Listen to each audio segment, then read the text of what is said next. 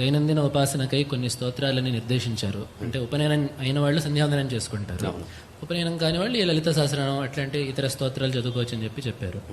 అయితే ఒకవేళ కొంతమందికి ఏమిటంటే గాయత్రి అమ్మవారికి సంబంధించిన స్తోత్రాలని ఆ సంధ్యాకాలంలో చదువుకోవాలి అని చెప్పి ఉంటుంది. అది కూడా ఉంది. గాయత్రి అమ్మవారికి సంబంధించి ఇప్పుడు సంధ్యావందనం ఉన్నటువంటి వాళ్ళు ఏం చేస్తారు అని అంటే గాయత్రి జపం చేస్తారు, గాయత్రి మంత్ర జపం ఇవన్నీ చేస్తారు.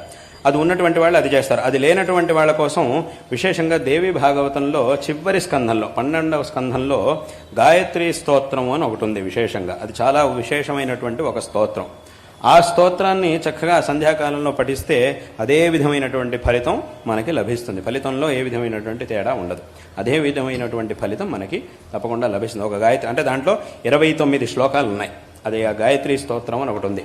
సామాన్యంగా దేవి భాగవతంలో చివరి స్కంధంలోనే గాయత్రి అమ్మవారి యొక్క ఉపాసన పద్ధతి చాలా పద్ధతికి సంబంధించిన చాలా అక్కడ సహస్రనామం, గాయత్రి సహస్రనామం కూడా అక్కడ చెప్పబడింది. కాబట్టి ఈ విధంగా అమ్మవారి యొక్క ఉపాసనకు సంబంధించిన చాలా విషయాలను అక్కడ చెప్పారు. అక్కడ ఉన్నటువంటి ఆ 29 శ్లోకాలు ఉండే గాయత్రి స్తోత్రాన్ని కనుక పఠిస్తే ఆ విశేషంగా గాయత్రి మంత్రాన్ని జపించినప్పుడు వచ్చేటటువంటి ఫలితం ఏదైతే ఉంటుందో అటువంటి ఫలితమే మనకి దానివల్ల కూడా తప్పకుండా లభిస్తుంది. కాబట్టి దాన్ని అందరూ కూడా చక్కగా పారాయణ చేయొచ్చు. ఆ స్తోత్రాన్ని ఎవరైనా కూడా పారాయణ చేయొచ్చు. అలాగే జగద్గురువులు ధర్మాచరణ గురించి చెప్పేటప్పుడు ముఖ్యంగా హిందువులకి గో సంరక్షణ అనేది చాలా ముఖ్యంగా ఉంటుంది, తప్పకుండా చేయాల్సింది. ఇప్పుడు నగరాల్లో పట్టణాల్లో ఉండే వాళ్ళకి వాళ్ళు ఇళ్లలో గోవులను పెట్టుకోలేరు, బహుశా గోశాల చుట్టుపక్కల దొరకకపోవడం పోవచ్చు. విరాళాలు ఇవ్వడం కాకుండా పట్టణాల్లో ఉండే యువత గోసేవగా ఏమి చేయొచ్చు? అంటే గో సంరక్షణ అనేది ఒకట గోవుని మనం పెంచాలి, దానికి కావలసినటువంటి ఏర్పాటుని దానికి మనకు కావలసినటువంటి స్థలావకాశం ఏర్పాటు మన దగ్గర ఉంటే దానికి మనం ఏదైనా చెయ్యాలి. లేదు ఎవరైతే ఆ పని చేస్తున్నారో వాళ్ళకి సహకరించాలి. ఇది ఒకట మనం చెయ్యాలి, చేసేటటువంటి వాళ్ళకి సహకరించాలి. మనం చేయడం అనేది ఒక విషయం, లేదా ఇంకోళ్ళు ఎవరైనా చేసేవాళ్ళు ఉంటే వాళ్ళకి సహకరించడం. ఆ సహకరించడం అనేది విరాళాలు ఇవ్వడం అనేది మాత్రమే కాదు, అది రకరకాలుగా ఉంటుంది. ఏ రకంగా వాళ్ళకి కావాల్సింది ఏది ఉంటుందో అది ఇవ్వడం. విరాళాలు ఇవ్వడం అనేది కూడా ఇంకా అది కూడా చేయొచ్చు, అది చేయగలిగినటువంటి విషయం మంచిదే. అది కాకుండా ఇంకేమైనా వాళ్ళకి కావాల్సినటువంటి సహాయం ఇంకేదే రకంగా ఉంటే ఏదైనా ఉంటే అది మనం చేయొచ్చు. అదేవిధంగా ఇంకొకళ్ళకి ఈ పనిని చేయడానికి ఒక ప్రేరణని కలిగించడం. ముందు మనం గోవు యొక్క మహాత్మ్యాన్ని తెలుసుకొని ఇంకోళ్ళకు కూడా దాని యొక్క గొప్పతనం గురించి చెప్పి వాళ్ళు కూడా ఆ పని చేసేట్టుగా ప్రేరేపణ చేయడం. ఈ విధంగా గో సంరక్షణని అందరూ కూడా చెయ్యాలి. కాబట్టి గో సంరక్షణ చెయ్యాలి అని అంటే ఈ విధంగానే చెయ్యాలి. ఎవరైతే ఆ పని, ఎందుకంటే చాలామంది ఉన్నారు ఇప్పుడు మనం చూస్తున్నప్పుడు చాలామంది చాలా చోట్ల గో సంరక్షణని మంచి మనస్సుతో నిజమైనటువంటి శ్రద్ధతో చేసేటటువంటి వాళ్ళు చాలామంది ఉన్నారు. మనం చాలా చోట్ల చూస్తున్నాం. అంటే కొంతమంది ఏం చేస్తుంటారు అంటే గో సంరక్షణ అంటే ఏదో ఒక వ్యాపారం లాగా చేసేవాళ్ళు ఉన్నారు, అలాంటి వాళ్ళు ఉన్నారు. అంటే దానివల్ల మాకు లాభం ఉంటేనే మేము గో సంరక్షణ చేస్తాం, లేదంటే లేదు. అంటే ఈ పాలిచ్చేటటువంటి గోవులు ఉంటాయి, వాటిని మాత్రమే పెట్టుకొని కొంతమంది గోశాలలు ఉంటాయి. కొన్ని వాళ్ళ ఉద్దేశం ఏమిటి అని అంటే కేవలం గో సంరక్షణ అనేది ఒక విషయం, అదే ముఖ్యంగా ఉండదు అలా. కానీ చాలా గోశాలలు ఎలా ఉన్నాయి అని అంటే మేమే చూస్తుంటాం, నేనే చాలా చోట్లకి వెళ్తూ ఉంటాం. అక్కడ ఆ గోశాలలు ఎలా ఉంటాయి అని అంటే ఆ గోవులేమి పాలిచ్చేటటువంటి గోవులు కావు. ఎందుకంటే పాలిచ్చేటటువంటి గోవులు కొన్నే ఉంటాయి. కానీ మిగతా అన్ని గోవుల్ని కూడా అక్కడ సంరక్షణ చేస్తూ చాలా కష్టపడి వాటన్నింటినీ కూడా తీసుకొచ్చి వాటన్నింటినీ గోశాలలో పెట్టి వాటన్నింటినీ కూడా చక్కగా సంరక్షించేటటువంటి వాళ్ళు చాలామంది ఉన్నారు. చాలా చోట్ల అలాంటి గోశాలలు ఉన్నాయి, చాలా చోట్ల ఉన్నాయి. మనకి సమయం దొరికినప్పుడల్లా అక్కడికి వెళ్ళి అథవా అక్కడికి కావలసినటువంటి వ్యవస్థని సహాయాన్ని చేయడం ద్వారా ఆ గో సంరక్షణ కార్యంలో మనం కూడా బాగా పాల్గొనవచ్చు. అదేవిధంగా ఇంకొక విషయం, ఇప్పుడు ఏదైనా పుట్టినరోజు వచ్చింది, మన పుట్టినరోజు వచ్చింది, అప్పుడు మనం ఏం చేయాలి? ఊరికే అనవసరమైనటువంటి వాటి కోసం డబ్బుల్ని ఖర్చు పెట్టకూడదు. అనవసరం వాటి వల్ల ఏం ఉపయోగం లేదు. ఆ క్షణకాలం ఏదో సంతోషంగా అనిపించవచ్చు.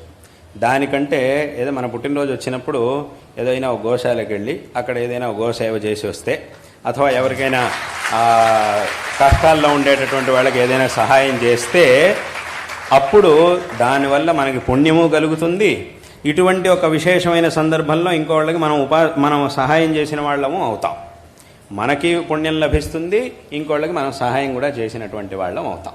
కాబట్టి ఊరికి అనవసరమైనటువంటి విషయాల కోసం ఏదో డబ్బులు ఖర్చు పెట్టడం కంటే ఇట్లా పుట్టినరోజు ఏదైనా ఒక విశేష సందర్భం వచ్చినప్పుడు ఇలాంటి సందర్భాల్లో గోవులకు కావాల్సినటువంటిది ఏదైనా ఏర్పాటు చేస్తే అది ఈ విధంగా గో సేవలో అందరూ కూడా పాల్గొనవచ్చు. ఇలానే పాల్గొనాలి. అంటే మనం చూసి సరైనటువంటి చోటికి వెళ్ళి ఎక్కడైతే కష్టపడి, ఎందుకంటే మనం చాలా చోట్ల చేస్తున్నాం. ఎందుకంటే కొన్ని చోట్ల అయితే ఇవాటి కాలంలో చాలామంది వింటూ ఉంటారు, అప్పుడప్పుడు కూడా వినుంటారు చాలామంది. ఏమిటి అంటే ఈ గో సంరక్షణ చేసేటప్పుడు కొన్నిసార్లు ఈ గో సంరక్షణ చేసేవాళ్ళు వాళ్ళ ప్రాణాలను కూడా పణంగా పెట్టాల్సి వస్తుంది. అటువంటి సందర్భాలు కూడా చాలా ఉన్నాయి. ఎందుకంటే చాలా చోట్ల రకరకాల చోట్ల మనం చూసాం. నేను కూడా చాలా చోట్ల చూసాను. ఏంటంటే కొంతమంది ఏం చేస్తుంటారు, ఈ గోవుల వల్ల మనకు ఉపయోగం లేదు అని చెప్పి ఆ గోవులను ఎక్కడొక కబేళాలకు తీసుకెళ్ళిపోతూ ఉంటారు. అలా తీసుకెళ్లేటప్పుడు తెలిసేట్టుగా తీసుకెళ్తే ఏముంది, అందరికి కనిపించేట్టుగా తీసుకెళ్తే మళ్ళీ అది కుదరదు. అందుకోసం ఏం చేస్తుంటారంటే ఎవరికి తెలియకుండా పెద్ద పెద్ద లారీల్లోనో వాటిల్లోనో పడేసి అందులో వాటిలో ఉంచి తీసుకెళ్ళడం, వాటిలో పడేసి, నిజంగా పడేయడమే ఆ మాట, ఈ మాటే నిజంగా అక్కడ ఉంటుంది. ఇంకా కూడా చాలా దారుణం, కొన్ని చోట్ల ఇంకా దారుణం దారుణమైనటువంటి పరిస్థితి ఎలా ఉంది అంటే, ఇలా గోవుల్ని తీసుకెళ్లేటప్పుడు అవి కొన్నిసార్లు పారిపోతాయి, పరిగెట్టడానికి ప్రయత్నిస్తాయని చెప్పి ఏం చేస్తారంటే వాటి కాళ్ళని నరికేస్తారు. అవి బతికుండగానే వాటి కాళ్ళని నరికేసేస్తే అది ఇంకెక్కడికి పరిగెత్తనివ్వకుండా చేసేసి వాటిని ఒకదాని మీద ఒకటి లారీల్లో పడేసి తీసుకెళ్ళిపోతూ ఉంటారు. ఎవరికి తెలియకుండా తీసుకెళ్ళిపోతూ ఉంటారు. అలాంటి పరిస్థితిలో చాలామంది ఇప్పుడు ఈ గోసేవ చేసేటటువంటి వాళ్ళు, గో సంరక్షణ చేసేటటువంటి వాళ్ళంతా ఎవరైతే ఉంటారో వాళ్ళు ఏదేదో మూలకంగా తెలుసుకొని వెళ్ళి ఆ వాహనాల వెంటబడి వాళ్ళని పట్టుకొని వాళ్ళని ఆపి ఇలా చేసేటప్పుడు కొన్నిసార్లు ఏమైనా జరగచ్చు. అలాంటి పరిస్థితి కూడా చాలా చోట్ల ఉంటుంది. ఎందుకంటే వాళ్ళకు కూడా తెలుసు, ఇట్లా మేము ఇలా లారీలో తీసుకెళ్లేటప్పుడు మధ్యలో ఎవడైనా రావచ్చు, మమ్మల్ని ఆపచ్చు, ఏదైనా చేయొచ్చు అని చెప్పి వాళ్ళు కూడా ఏం చేస్తారు అంటే వాళ్ళు కూడా దానికి తయారుగానే ఉంటారు. వీళ్ళు కూడా దానికి తయారుగానే ఉండి వెళ్ళి ఆపి కష్టపడి ఆ గోవులన్నింటినీ మళ్ళీ తీసుకొచ్చి సంరక్షణ చేస్తూ ఉంటారు. ఇలా చేసేటటువంటి వాళ్ళు చాలామంది ఉన్నారు. గో సంరక్షణ అంటే ఇంత కష్టపడి ప్రాణాలకు తెగించి, నిజంగానే ఇలా చాలాసార్లు గొడవలు జరిగినప్పుడు కొంతమందికి ప్రాణాపాయం జరిగినటువంటి సందర్భాలు కూడా ఎన్నో ఉన్నాయి.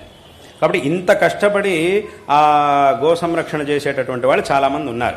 మీకు ఉదాహరణ చెప్పాలంటే ఇప్పుడు అక్కడ మాకు శృంగేరిలో అక్కడ మన నరసింహవనంలో ఒక గోశాల ఉంది, చాలామందికి తెలుసు గోశాల ఉంది. అక్కడ ఉన్నటువంటి మా గోశాలలోనే ఇటువంటి గోవు ఒకటి ఉంది. ఏమిటి అని అంటే ఆ గోవు యొక్క కాళ్ళు నరికేసి అది పరిగెత్తకూడదని చెప్పి దాన్ని నరికి ఒక వాహనంలో తీసుకెళ్తూ ఉంటే దాన్ని మన వాళ్ళు పట్టుకొని దాన్ని చూసి అప్పుడు దాన్ని తీసుకొచ్చి మన గోశాలకి తీసుకొచ్చాం. అది ఇప్పుడు మన గోశాలలోనే ఉంది. దానికి కావాల్సినటువంటి ఏర్పాటంతా కూడా ఇప్పుడు చేయడం జరిగింది. మన దగ్గరే ఆ గోవు అనేది ఉన్నది. కాబట్టి ఈ విధంగా ఎన్నో చోట్ల ఇలాంటివి జరుగుతూ ఉన్నాయి. కాబట్టి ఇలా చాలా ప్రామాణికంగా గోసేవ చేసేటటువంటి వాళ్ళు ఉన్నారు. వాళ్ళకి కావాల్సినటువంటి ఏ విధమైనటువంటి ఒక సహకారాన్ని మనం అందించినా కూడా ఆ గోసేవలో మనం పాల్గొన్న వాళ్ళం అవుతాం. కాబట్టి ఈ విధంగా గో సంరక్షణ కార్యంలో పాల్గొనడానికి అందరికీ కూడా అవకాశం ఉన్నది.